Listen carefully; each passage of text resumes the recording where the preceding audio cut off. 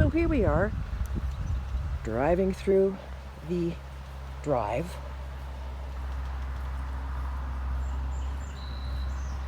The tree line.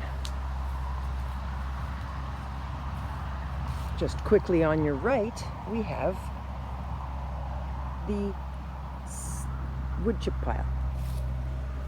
And then on your left, this is the gardens. And we follow one of the figure 8 paths through a few sedum and daylilies and future forest here. A shady seating area. And that sad mess is my strawberry bed that needs weed whacking. There's my little birch forest, one of them. This is, okay, so that's the strawberry beds, very sad. Here is my broccoli and romaine lettuce and Swiss chard growing in a bit of shade. My center aisle, looking lovely, lots of flowers. And I'm barefoot, so this could be painful.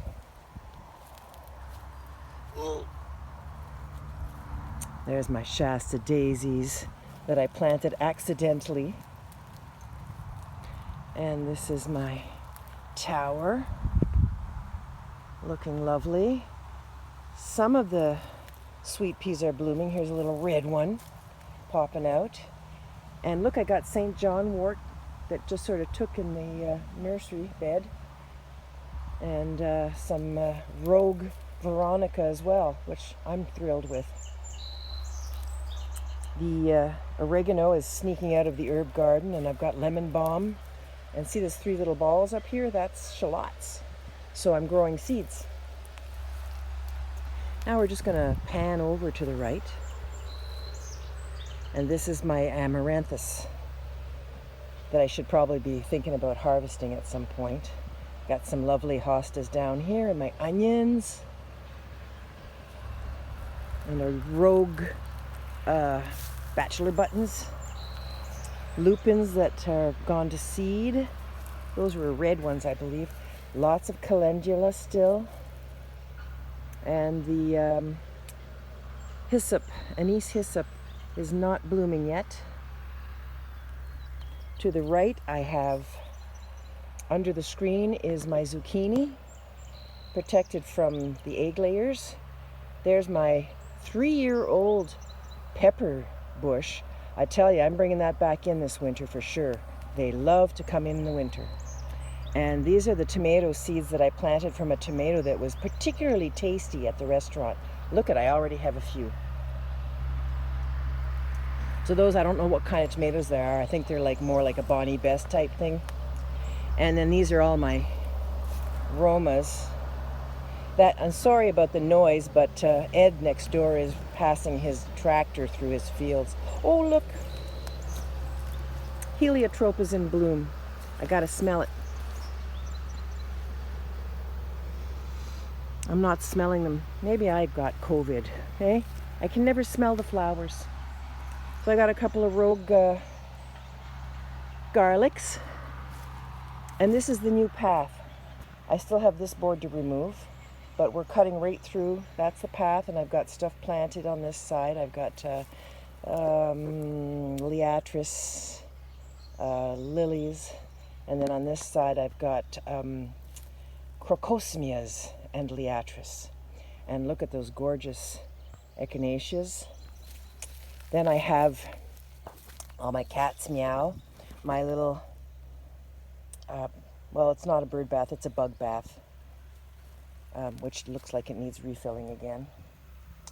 And then we swing back to the right. There's my Roma tomatoes, my garlic that's due for picking. Something just stung me, ouch. And my, what do you call those? Ow, those things freaking hurt. African daisies.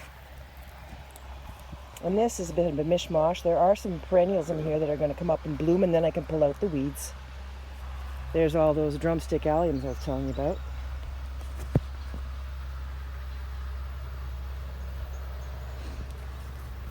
And I've got to plant these guys shortly. There's my carrots buried in the grasses. It's a bit of a mess.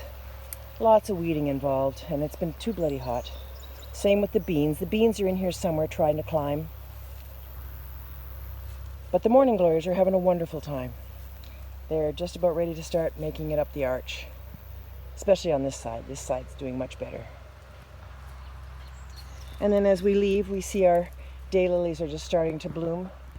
We won't see any action from the Rudbeckia for a while.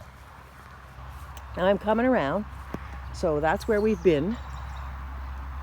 Oh, let's go see the culver before I go over to the... Look at these things, how tall they are. Isn't this lovely? And I have my little spirea bush there. And this compost is going to have to get emptied, and there's a lot of stuff that's got to burn first. So we go back over here. And we come, this is where the road follows, and we have my table, craft table, or whatever you want to call it, harvest table. My pink pampas grass doesn't seem to be wanting to bloom yet. I was hoping it would do it this year. You never know. And then I've got Veronica there lining a path to the back of the greenhouse. And this is my, I call it the mint bed. And then the bed in front of the mint bed. Oh, look at those little buggers. You see them? Damn beetles. But it's okay, they're attacking a weed, so we'll let them be. Compost. And there's my sad looking tower. You can't even see the tower for the amount of sweet peas. I really need to dig some of them up, I think. And then we cut through here between the mint and the, what are these? Ugly looking lupins after they finish flowering. That's their only drawback, I guess. And the greenhouse that I opened up earlier this morning. Let's take a peek on the side to see how things are growing along the wall here. Ah, they're coming up. They look thirsty, huh? I know why that is. They're underneath the eaves, and oh, look! Look at that! That's clematis. That's growing on the front trellis. Well, yay! Alright, next then we got back over here. We've got the greenhouse. We've got all those beautiful rose campions. I potted up some catmint for the cat. I've got a mess of leftover seeds that popped up in that pot. That was a marigold and some heliotrope. And I got a... my bowling ball is in there somewhere. Then to the left, got lots of that Veronica, which I love, as invasive as it could possibly be. The pink stuff, I can't remember the name, but boy, it's doing great. Same with the Shastas. Everything's getting so tall. Like, I'm holding this at eye level right now. Look at that. And the zebra mallow is gorgeous and growing tall. Rose campion, same thing, growing nice and tall. Not much happening in here in the garden room. Just trying to keep the weeds at bay. I got a couple of little plants in there, and look at the wisteria beans hanging everywhere. I'm going to have to prune this baby. And I got a little hanging pot that's so far so good. It's still alive. All right, next. Coming out of here. Ouch, ouch, ouch. I should have put some shoes on. These are going to be tiger lilies, so that's going to be lovely when they go. And there's a little, I was talking about the stray lupins. There it is. More pink Veronica. Never tire of the stuff. And then, oh, look at these guys. And the beautiful orange echinacea. And I don't know how those guys got in. The stray seeds fell in. And this, I can't remember what it's called, but I bought this. And I have to look it up. And oh my gosh, look at the blue. That shade of blue. It's like, oh, ultraviolet blue. I love it. Absolutely love it. And back over here, we've got stuff in the basket. I think it needs watering. There's nothing blooming right now. And this is a problem. It needs water a lot in the mailbox, so we'll have to rethink that next year. And the garden shed is there, and I still haven't brought my water barrel up, but you know, I'm busy. There's my tower with my sweet peas growing.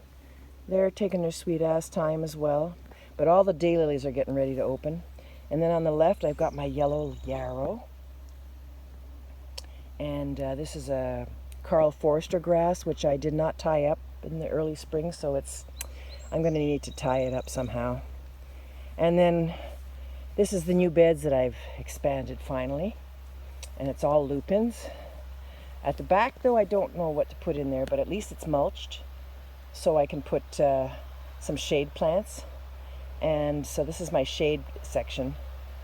But eventually this tree is going to disappear, so it won't be shady anymore. And from this side, oh my gosh, more wild veronicas popping up, and lovage is coming up from all over the place. But that's it. Hope you enjoyed it.